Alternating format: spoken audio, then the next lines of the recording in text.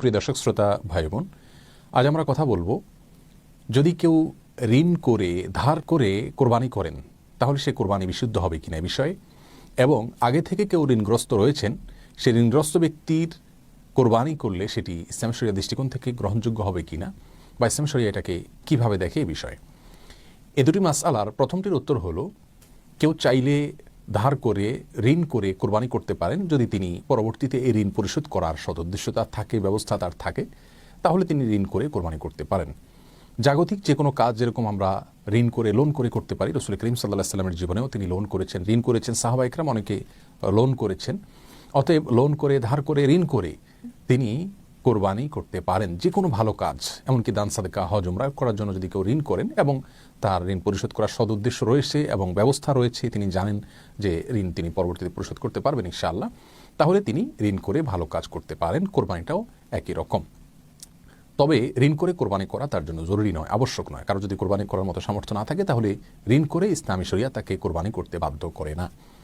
আর দ্বিতীয় মাসআলার উত্তর হলো, ঋণগ্রস্ত ব্যক্তি যদি কোরবানি না করে ঋণ পরিশোধ করলে তার ঋণ কমে, অর্থাৎ ঋণ পরিশোধ করার বিষয়টিকে তিনি যদি অগ্রাধিকার দেন তাহলে সেটি তার জন্য উত্তম হবে, এ বিষয়ে কারোর কোনো দ্বিমত নেই।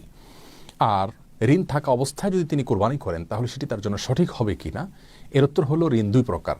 কিছু ঋণ আছে যেগুলো দাইনে মুআজ্জাল বলা হয় ইসলামী শরিয়ার পরিভাষাতে, ফিকহের পরিভাষায়, অর্থাৎ যে ঋণটি খুব দ্রুত পরিশোধ করার জন্য প্রেশার রয়েছে বা প্রাপকের দাবি রয়েছে, সেক্ষেত্রে এ ধরনের ঋণকে খুব দ্রুত শোধ করার স্বার্থে কোরবানি না করে ঋণ পরিশোধ করতে হবে। আর যদি দাইনে মুআজ্জাল হয় তাহলে সেক্ষেত্রে সেই ঋণ থাকা অবস্থায় কোরবানি করা যেতে পারে। যেমন একজন ব্যক্তি তার স্ত্রীর কাছে মহারানা আর ঋণ রয়েছে, মহারানার পাওনা রয়েছে, আরও এরকম অনেক সিস্টেমিক্যাল ঋণ থাকতে পারে যে ঋণগুলো তিনি হয়তো ধারাবাহিকভাবে কিস্তিতে শোধ করছেন অথবা নিয়মিত শোধ করে যাচ্ছেন একটি সিস্টেমের মধ্যে, তাহলে সেক্ষেত্রে সেই ঋণ থাকা অবস্থায় তিনি কোরবানি করতে পারেন, কোনো অসুবিধা নেই।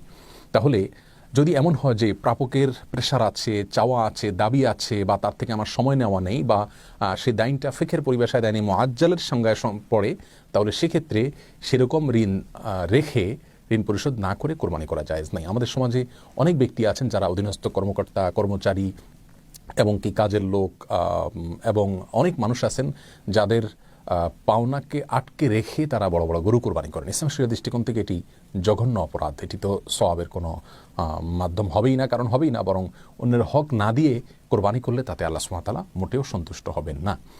অতএব আমরা এই ধরনের ঋণ থাকলে সেই ঋণগুলোকে পরিশোধ করাকে অগ্রাধিকার দেব কোরবানি করার উপরে।